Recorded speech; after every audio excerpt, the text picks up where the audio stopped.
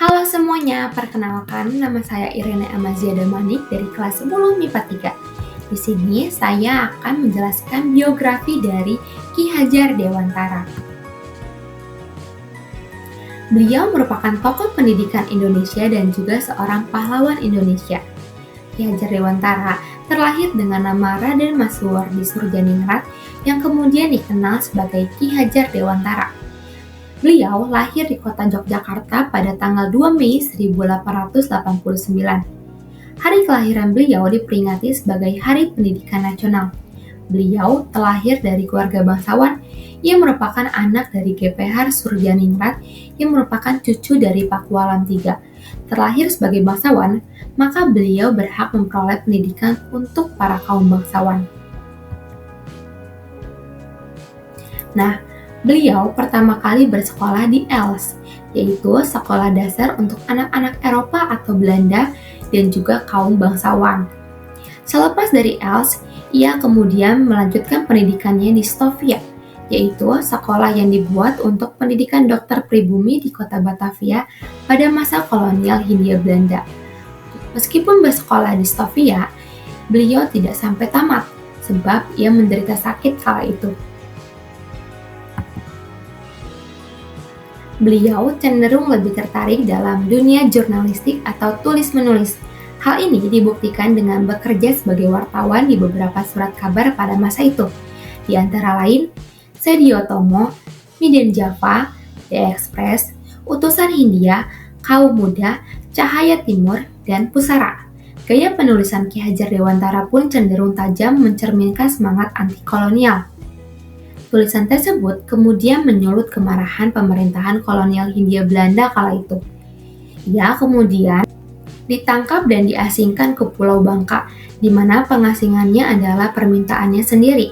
Pengasingan itu juga mendapat protes dari rekan-rekan organisasinya, yaitu Douwes Dekker dan Dr. Cipto Mangunkusumo, yang kini ketiganya dikenal sebagai Tiga Serangkai. Ketiganya kemudian diasingkan di Belanda oleh pemerintahan kolonial.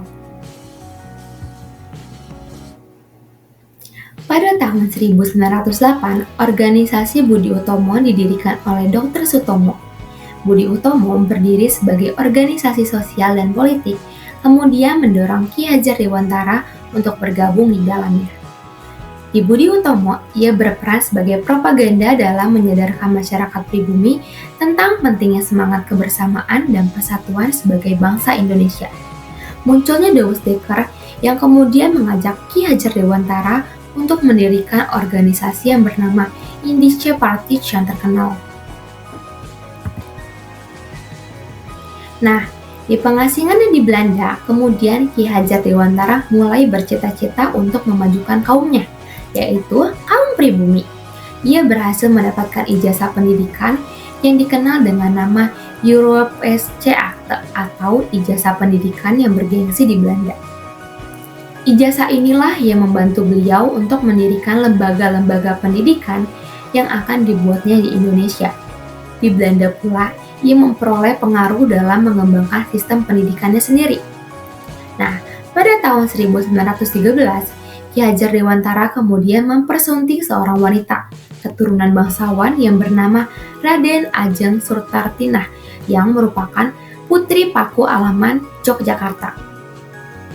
Dari pernikahannya dengan R.A. Surtartinah, beliau kemudian dikaruniai dua anak, yang bernama Ni Sutapi Asti dan Ki Subroto Haryo Mataram.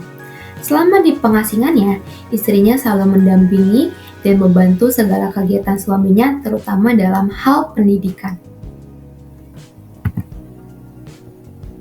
Kemudian, pada tahun 1919, ia kembali ke Indonesia dan langsung bergabung menjadi guru di sekolah yang didirikan oleh saudaranya. Pengalaman mengajar yang ia terima di sekolah tersebut kemudian digunakan untuk membuat sebuah konsep pendidikan baru. Adapun konsep ini berupa metode pengajaran baru pada sekolah yang ia dirikan sendiri pada tanggal 3 Juli 1922. Sekolah tersebut bernama National Underwich Institute Taman Siswa. Kemudian kita kenal sebagai Taman Siswa. Di usianya yang menanjak umur 40 tahun, Tokoh yang dikenal dengan nama asli Raden Masuwardi Surjaningrat resmi mengubah namanya menjadi Ki Hajar Dewantara. Hal ini ia maksudkan agar ia dapat dekat dengan rakyat pribumi ketika itu. Adapun semboyan yang terkenal sampai sekarang dipakai dalam dunia pendidikan Indonesia yaitu Ing Ngarso Sungtulodo, Ing Madyo Mangunkarso, Tutwuri Handayani, yang artinya di depan memberi contoh, di tengah memberi semangat, dan di belakang memberi dorongan. Nah, selepas kemerdekaan bangsa Indonesia pada tahun 1945, Ki Hajar Dewantara kemudian diangkat oleh Presiden Soekarno menjadi Menteri Pengajaran Indonesia, atau yang lebih dikenal pada masa kini adalah Menteri Pendidikan. Berkat jasa-jasanya, ia kemudian dianugerahi doktor kehormatan dari Universitas Gadjah Mada. Selain itu, ia juga dianugerahi gelar sebagai Bapak Pendidikan Nasional dan juga sebagai Pahlawan Nasional oleh Presiden Soekarno ketika itu atas jasa-jasanya dalam merintis pendidikan bangsa Indonesia. Selain itu, pemerintahan juga menetapkan tanggal kelahiran beliau, yakni 2 Mei diperingati setiap tahun sebagai Hari Pendidikan Nasional. Ki Hajar Dewantara wafat pada tanggal 26 April 1959 di Yogyakarta dan dimakamkan di Taman Wijaya Brata. Wajah beliau diabadikan pemerintah ke dalam uang pecahan sebesar Rp20.000. Sekian biografi dari Ki Hajar Dewantara. Terima kasih.